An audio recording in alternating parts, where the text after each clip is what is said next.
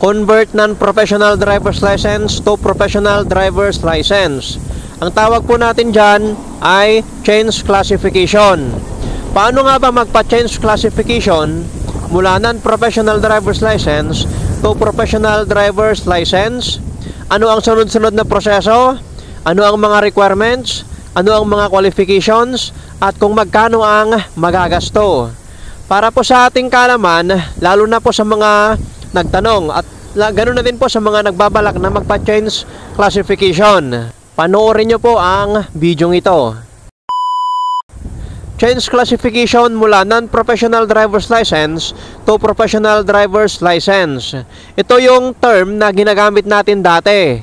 Change classification of driver's license.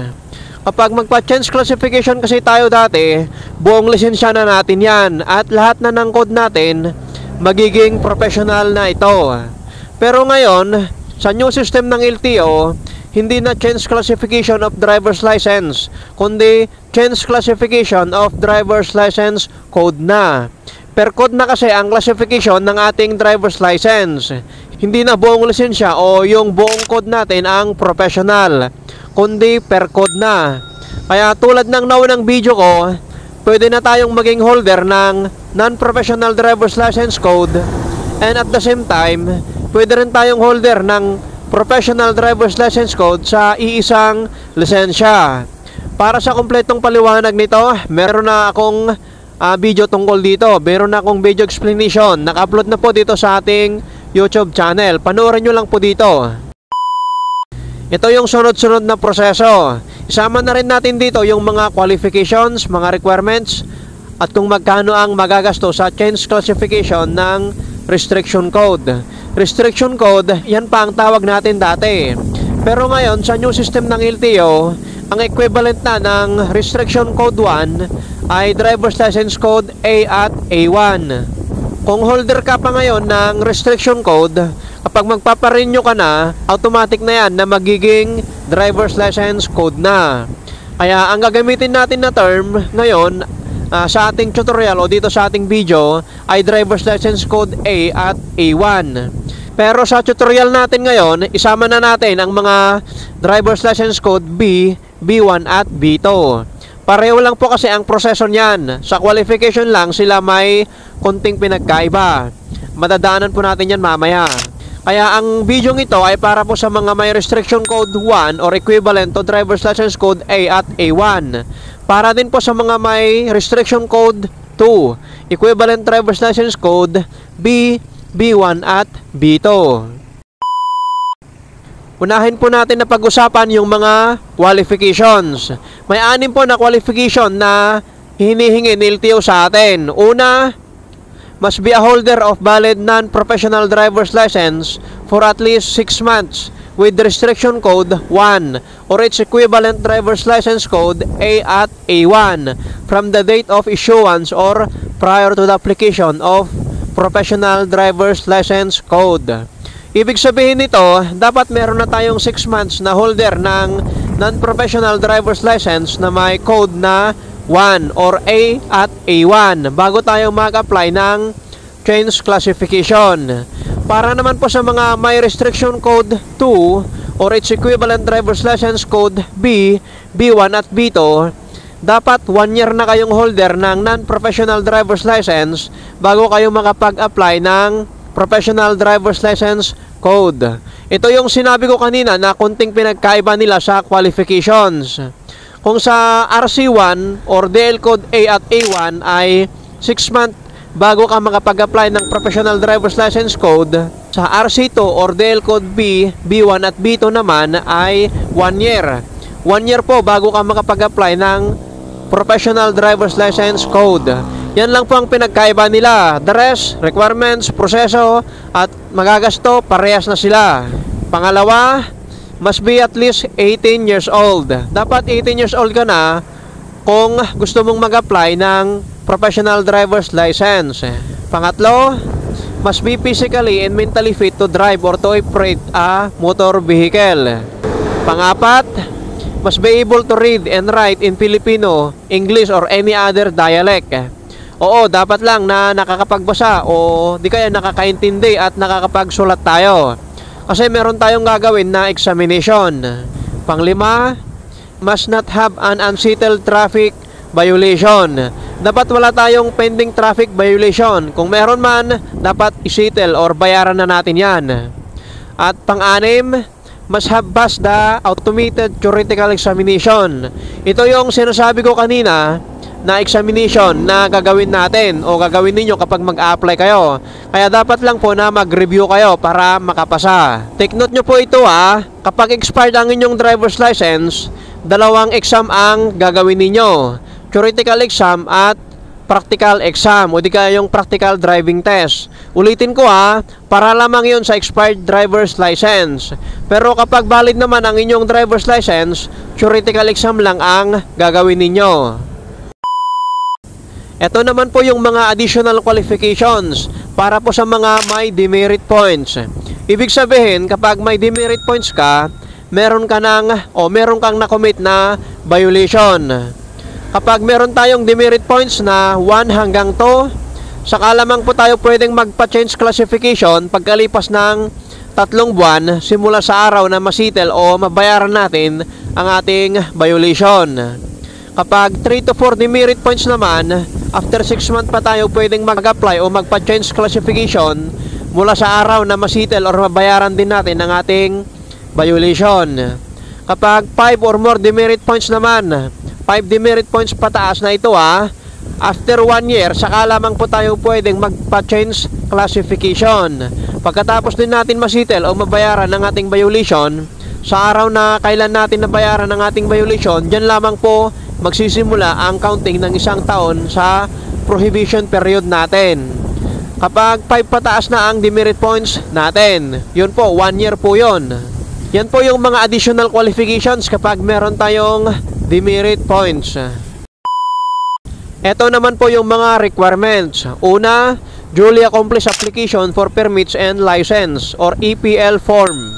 Meron na ito sa LTO, pero pwede nyo rin itong i-download online.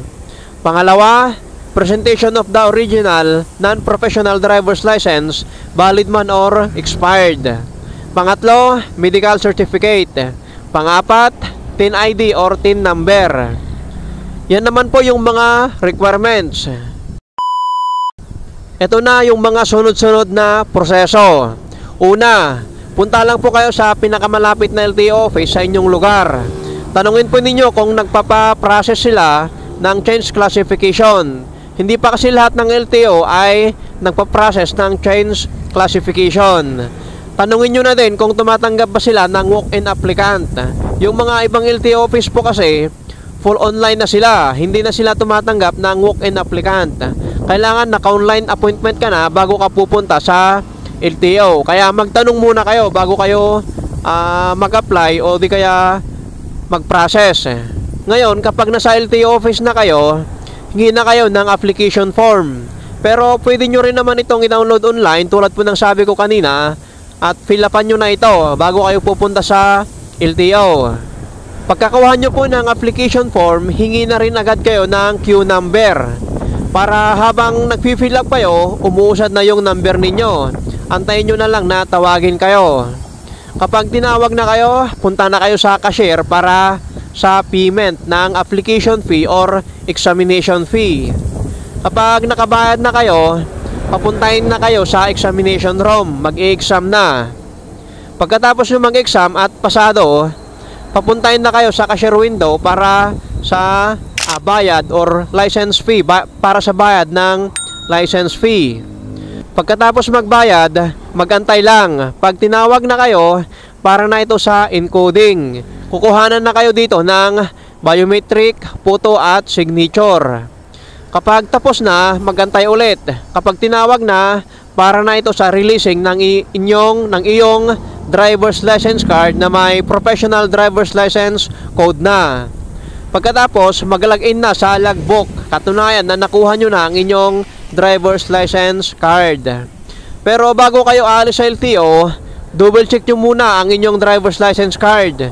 Check nyo po kung tama ang inyong information na nandun. Baka mamaya mali ang inyong pangalan yung address, saka yung contact number. Dapat tama lahat ang mga information nyo na nandyan. Magkano naman po ang magagasto natin?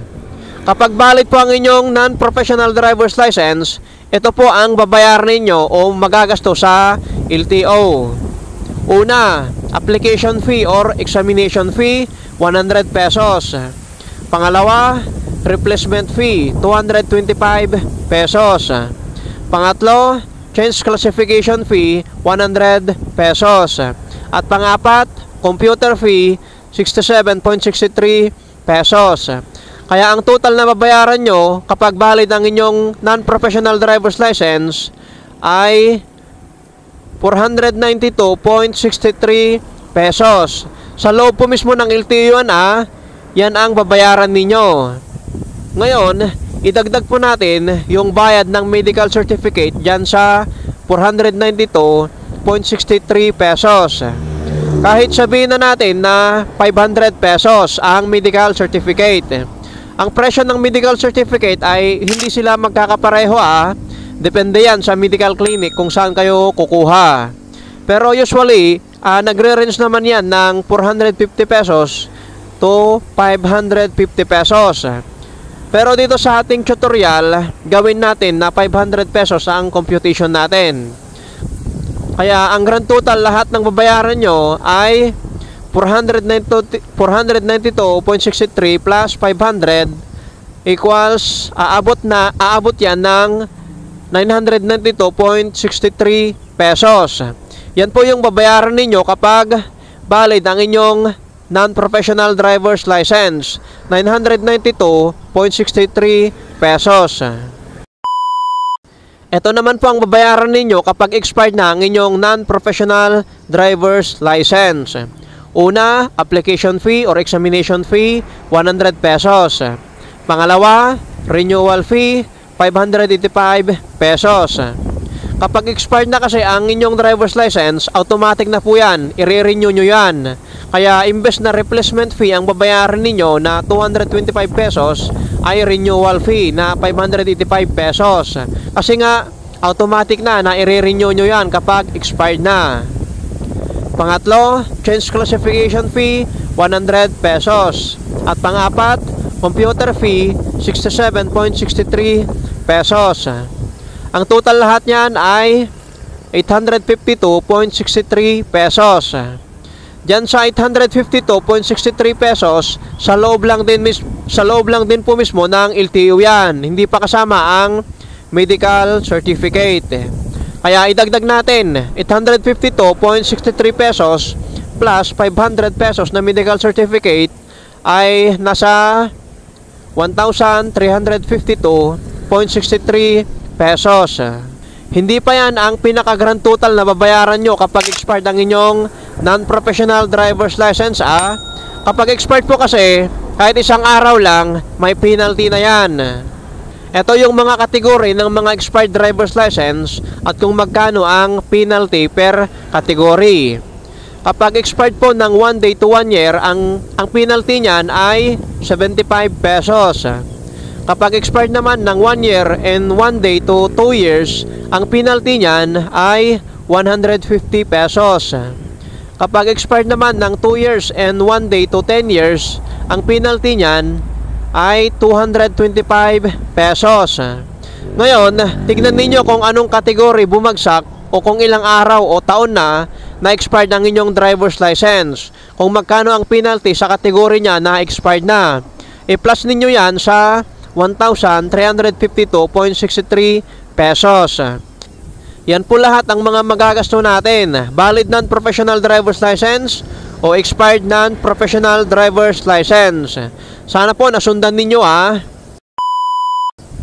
Yun po yung mga qualifications, requirements, step-by-step process at kung magkano ang magagasto natin sa change classification. Yung magagasto po natin sa actual processing at sa ating computation sa video na ito, maaring hindi po sila eksaktong magkapareho Pwedeng mas mahal o di kaya pwedeng mas mura. Kaya kapag pupunta kayo sa LTO, magdala lang po kayo ng extra pera ninyo para kung sakaling mas mahal o mas mataas yung babayaran ninyo, meron kayong pambayad. O kung mas mura naman, edi mas maganda na pag ganun, di ba? Sa mga nagtanong po at sa mga nagpaplanong magpa-change classification mula non-professional driver's license code to professional driver's license code, sana po nakatulong ang video ito sa inyo. Sa mga bago pa lang po dito sa ating YouTube channel, huwag nyo pong kalimutan mag-subscribe at pindutin na din ang notification bell para ma-update po kayo kapag meron akong bagong upload na video. Maraming salamat po sa panonood and God bless.